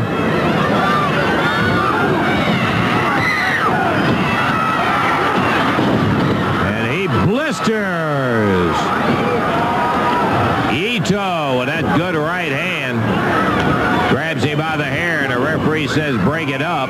Double knees him to the face. And Ito hammered pretty good, but he comes right back. He certainly is a tough son of a gun, that Ito. Going after the pressure point on the side of the neck. Tommy trying to pop back up to his feet.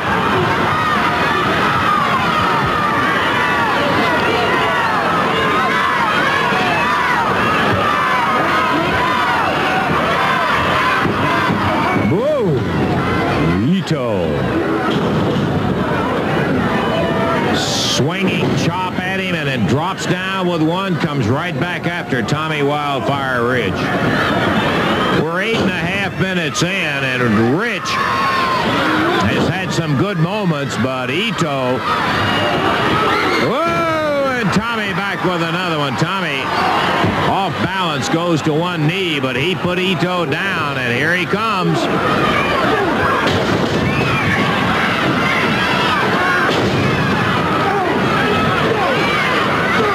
Trading licks.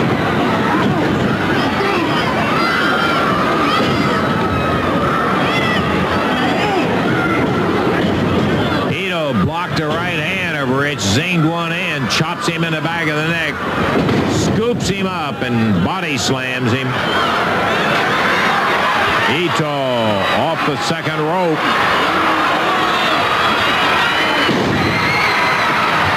As he fell after Rich, no such luck. Tommy out of the way. Here comes Yamamoto up on the ring apron as Hart has jumped up across the ring.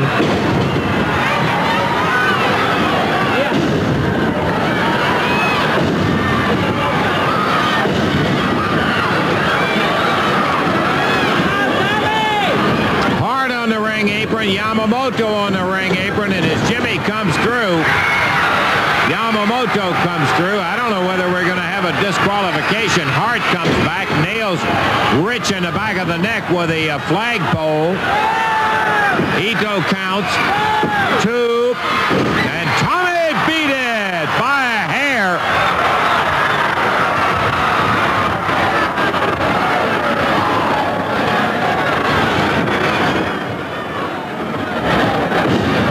Boy, Rich just barely beat that count.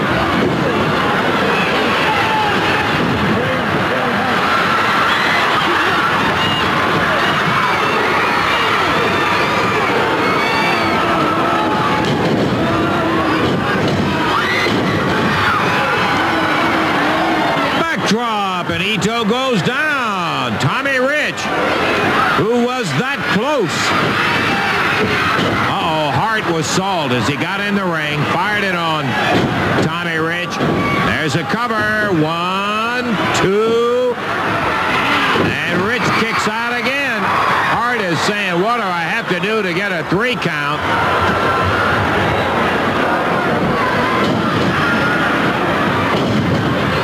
Rich over in the corner as Ito goes for the throat.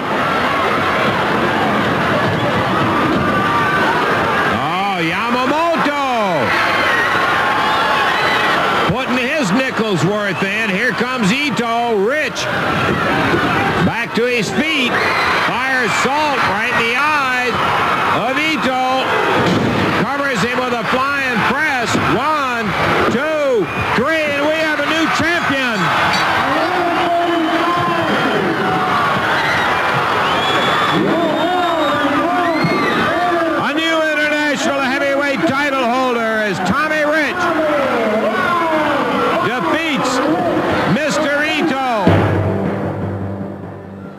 most unique gimmicks of the 1980s was Kamala the Ugandan Giant, and his #1 rival probably for most of that decade was Jerry the King Lawler. Here we see them hook up in Memphis.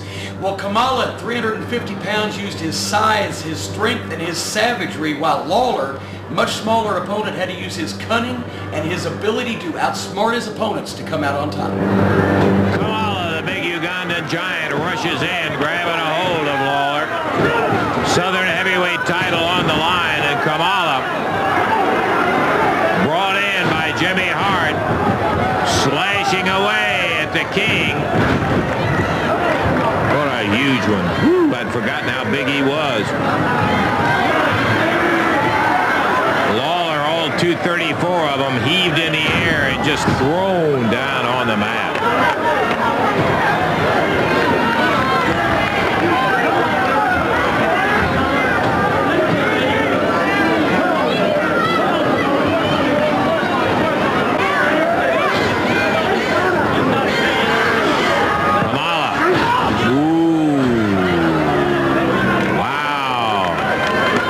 Ugandan version of the heart punch.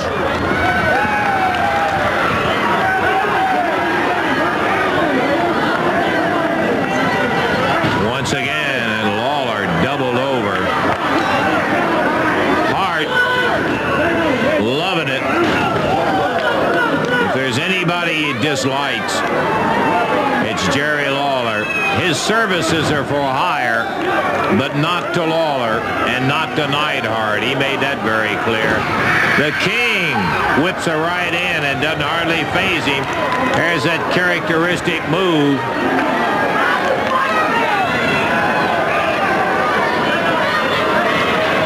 He pats that big belly and stomps out there as he heads in to grab Lawler. Lawler again, shooting a right. Nope, no effect. Now the King knows better, so if he goes into it with him, you can bet he's got something up his sleeve.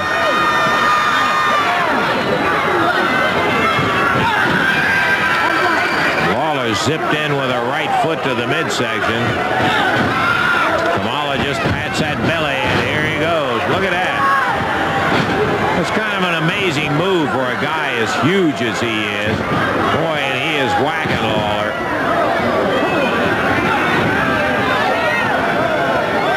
Going after that pressure point under the arm.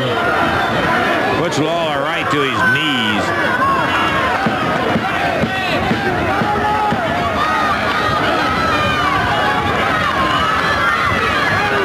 Kamala has, if you'll pardon him the expression, a native sense about how to put a guy away. He probably doesn't know that he's going after a particular pressure point, but he knows that it'll make a man's knees turn to water, and he puts Lawler down with it.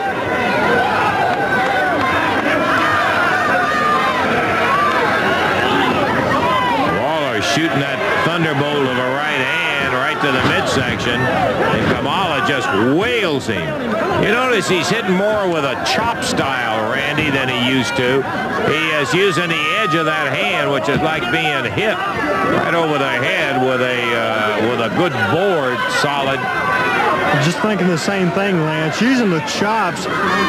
Hart comes over again. He's really working the microphone a lot. Lance, I think what he's trying to do with Lawler, you know, he was with Idol earlier. He wants everybody to know that he's after Lawler and Neidhart both.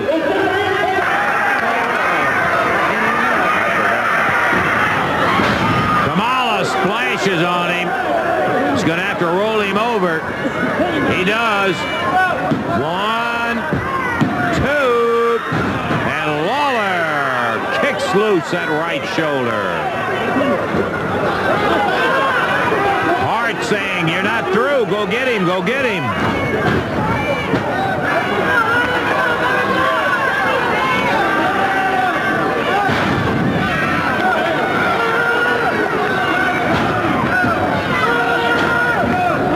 King has made some shots at Kamala, but he has had no effect on him.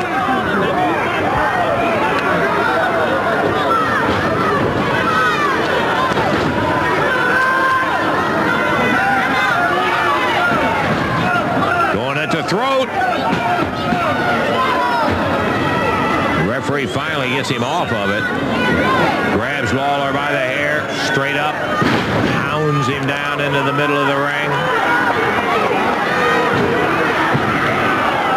And he really mashed Lawler then. Flying into him, 1, 2. Lawler kicks again, and this time the left shoulder comes up.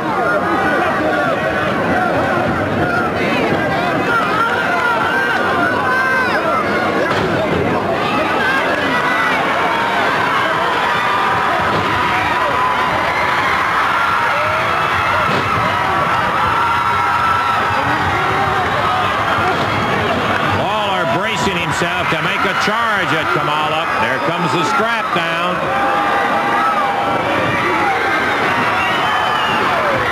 King swinging with everything he's got left.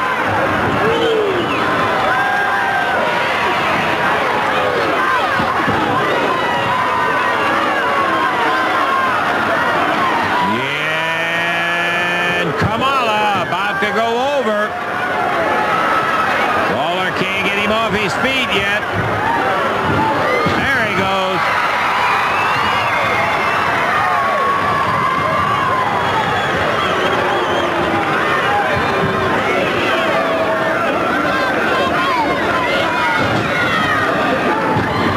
Lawler misses.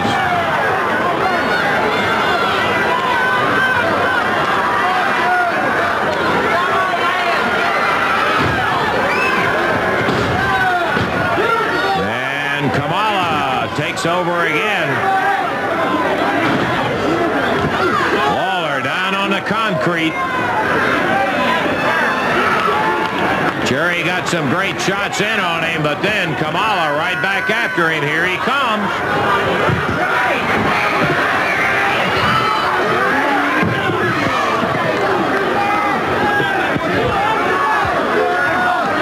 On the timer's desk. Slamming away. Goes for a choke with a mic cable. Well, that'll destroy that mic. Referee about to disqualify the challenger. Finally, Hart gets him back into the ring.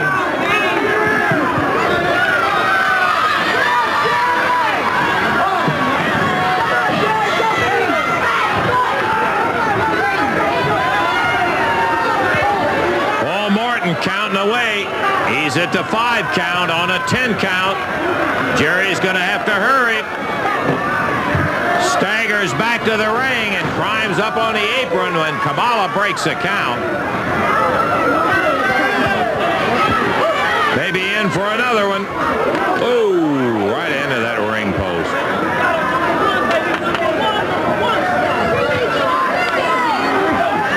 And once again, timer's table this time. He hits the floor right on top of a chair and bounces off that concrete.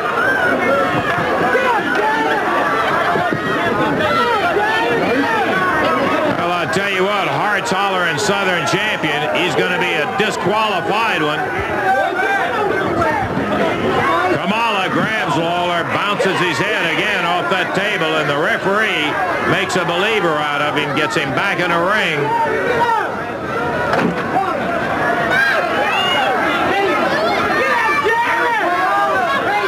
The King very close to losing that title again to Kamala, staggering back to the ring. Kamala from behind.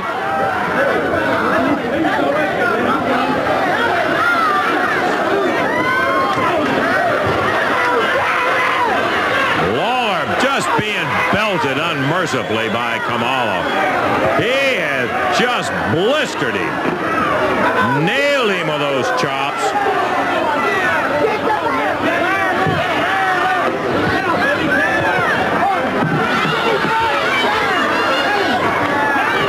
Jerry is going to have a difficult time getting it back. And again, Kamala after him.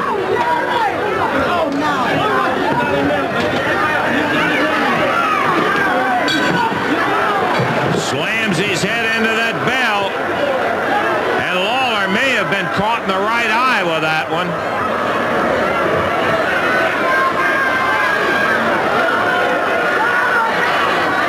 The referee, I think, is telling Hart, now you better get him back in the ring or I'm going to disqualify him.